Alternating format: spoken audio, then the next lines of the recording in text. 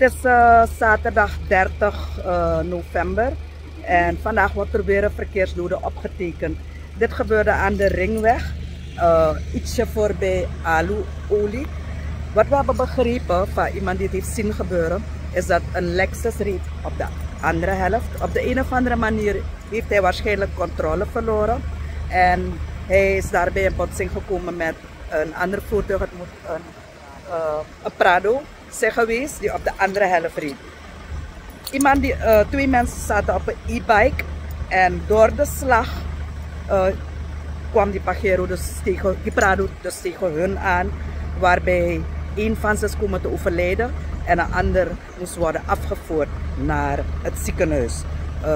Hiermee wordt er dus weer een verkeersdode opgetekend op de verkeersbarometer.